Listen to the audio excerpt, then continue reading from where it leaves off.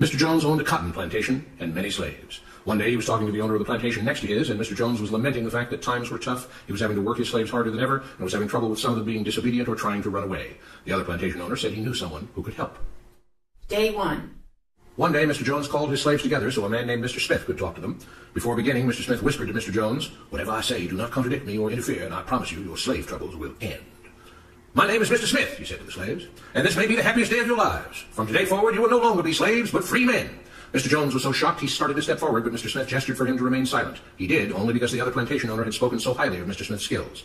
"You are no longer the property of Mr. Jones," Mr. Smith continued. "You are free. No more will you be forced to labor for the benefit of Mr. Jones. Now you can work for yourselves." Now the slaves were all murmuring and looking at each other. Many were smiling, many were looking puzzled.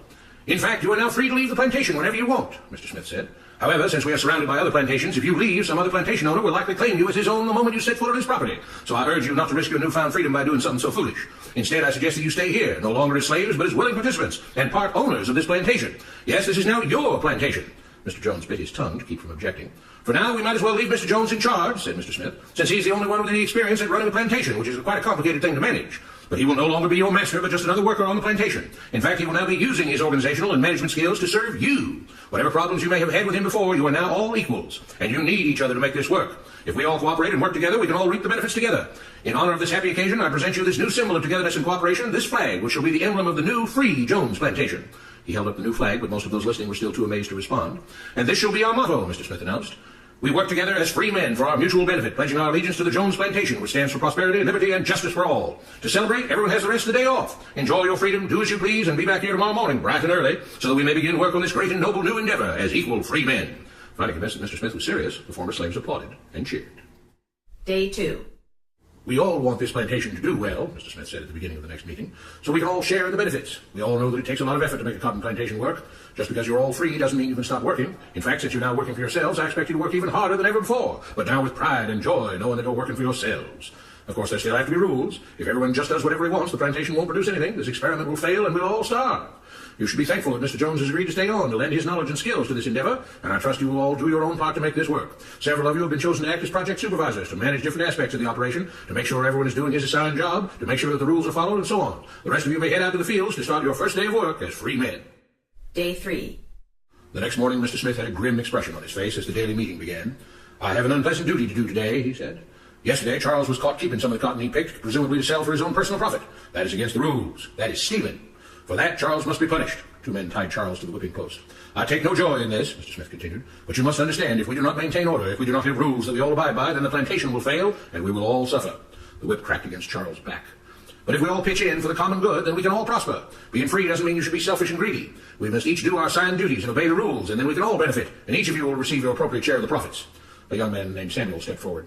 "But if you and Mr. Jones decide the rules and whip us if we disobey, how is that any different from what we had before?" "How can you say that?" Mr. Smith asked. "I'm shocked. You were a slave before, and now you're free. Things still need to be managed and organized by those best qualified to do so. Do you know how to run a plantation, Samuel?" "Well, no," he answered. "But if we're free, why do we get no say in what the rules are and how things work?"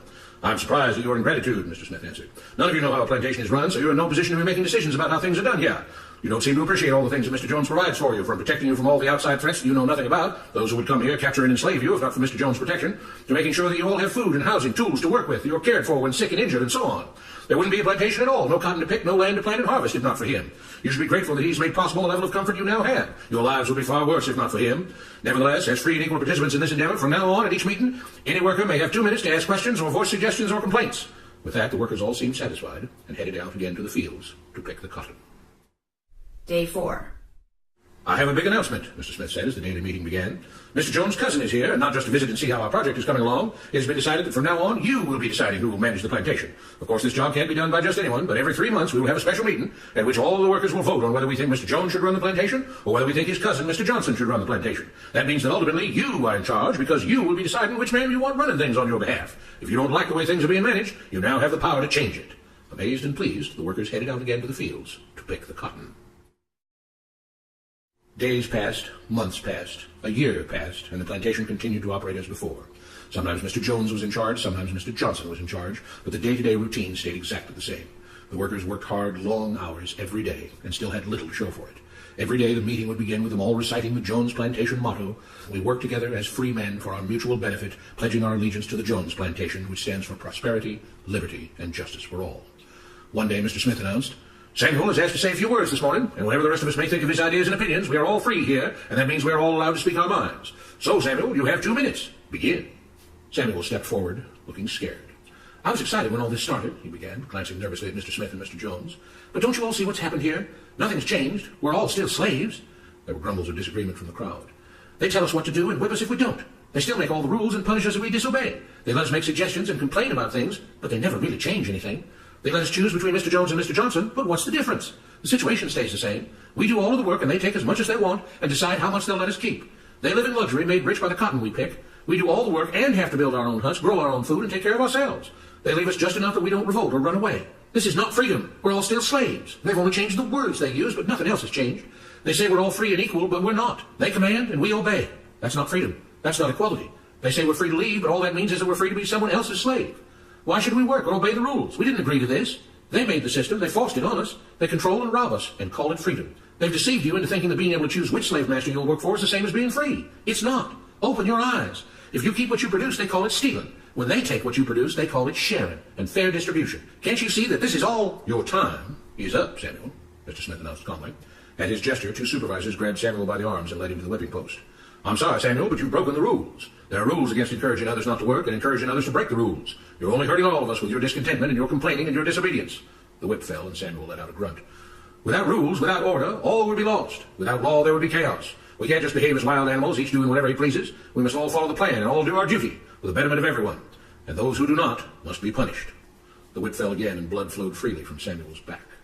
"Samuel, it is you who are stealing from the others. When you don't do your assigned work, you are making more work for others. When you disobey the rules, it is you who are endangering the future of everyone else here. You are the thief. You are the criminal. You are the one trying to destroy the arrangement that keeps us all safe and prosperous."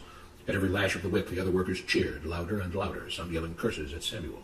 "Being spoiled and selfish, you complain about everything, talking as if you're oppressed. But you are the one ruining things. You are the one keeping us from being all we could be. It is your greed and your rebelliousness that is hurting all of us. They all play by the rules," Mr. Smith said, gesturing at the others. "What makes you think that you don't have to? You think you're above the law?" There were loud yells of agreement as the whip fell again.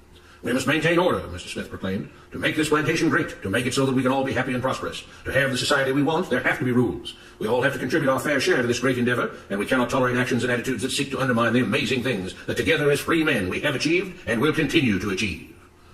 Mr. Jones was smiling as he gave Mr. Smith a pat on the back. The crowd was cheering so loudly that none of them had noticed that Samuel had died.